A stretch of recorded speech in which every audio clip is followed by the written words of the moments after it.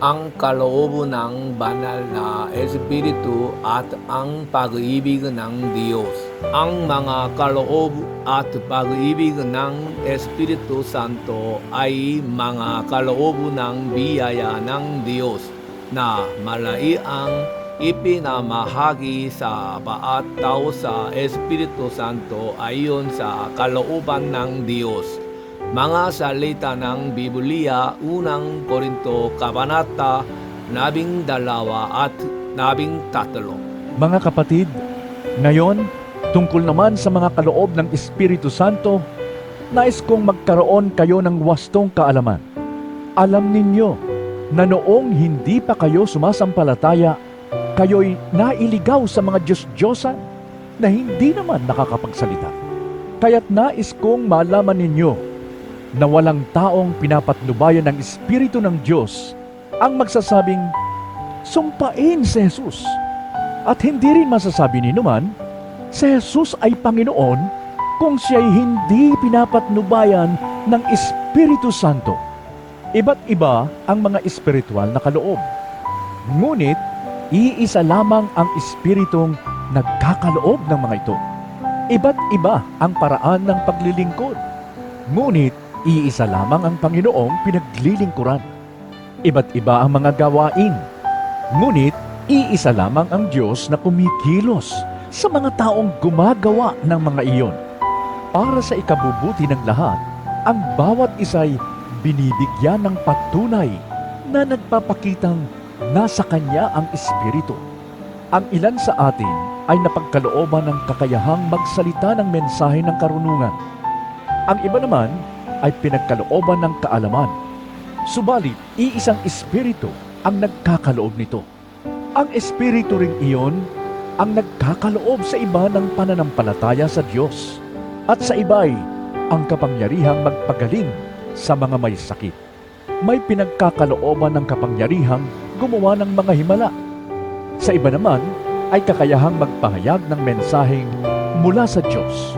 At sa iba ay kakayahang kumilala kung aling kaloob ang mula sa Espiritu at kung alin ang hindi. May pinagkakalooban ng kakayahang magsalita sa iba't ibang mga wika, at sa iba naman ay ang magpaliwanag ng mga wikang iyon. Ngunit, isang Espiritu lamang ang gumagawa ng lahat ng ito at namamahagi ng iba't ibang kaloob sa bawat isa, ayon sa Kanyang ipinasya. Si Kristo'y tulad ng isang katawan na may maraming bahagi. Kahit na binubuo ng iba't ibang bahagi, ito ay nananatiling iisang katawan.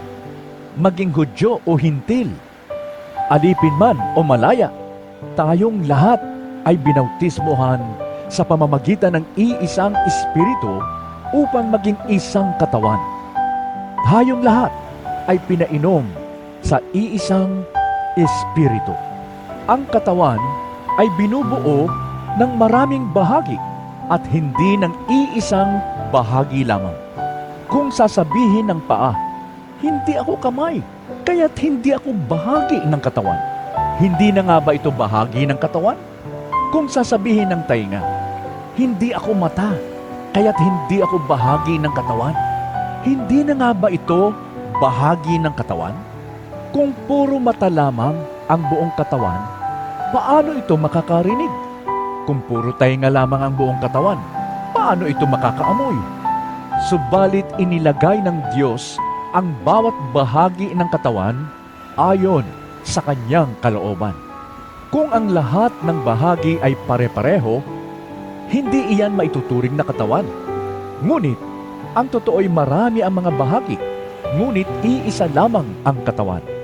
Hindi rin naman masasabi ng mata sa kamay, hindi kita kailangan. Ni ng ulo sa mga paa, hindi ko kayo kailangan. Sa katunayan, ang mga bahaging parang mahihina ang siya pa ngang kailangan. Ang mga bahagi ng katawan na inaakala nating hindi gaanong kapuri-puri ay pinag-uukulan ng higit na pagpapahalaga. Ang mga bahaging hindi likas na maganda ang siya nating higit na pinapahalagahan.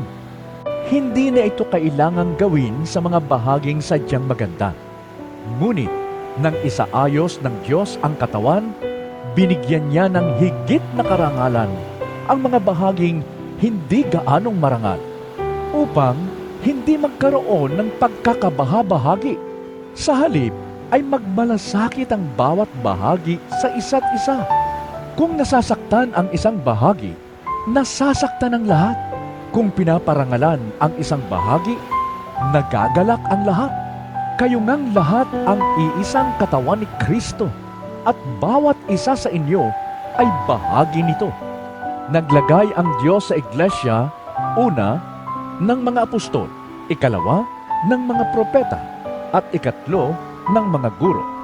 Naglagay rin siya ng mga gumagawa ng mga himala, mga nagpapagaling ng mga may sakit, mga tagatulong, mga tagapangasiwa, at mga nagsasalita sa iba't ibang mga wika. Hindi lahat ay apostol, propeta o guro. Hindi lahat ay binigyan ng kakayahang gumawa ng mga himala, magpagaling ng mga may sakit, magsalita sa iba't ibang mga wika, o magpaliwanag ng mga wikang ito. Ngunit buong sikap ninyong hangarin ang mga kaloob na mas dakila.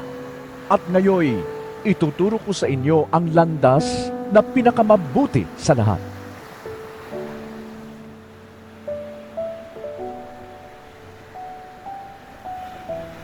Makapagsalita man ako sa mga wika ng mga tao at ng mga anghel, kung wala naman akong pag-ibig, para lamang akong kampanang umaalingaw-ngaw o pompyang na maingay.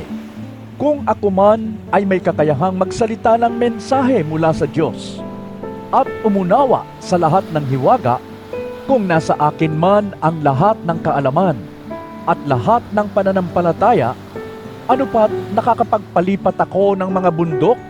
Ngunit wala naman na akong pag-ibig, wala akong kabuluhan.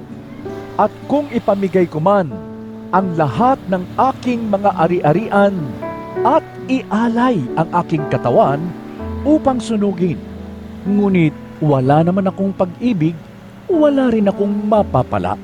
Ang pag-ibig ay matiyaga at magandang loob, hindi maiinggitin, hindi mayabang, ni mapagmataas man, hindi magaspang ang pag-uugali, hindi makasarili, hindi magagalitin, o mapagtanim ng sama ng loob sa kapwa.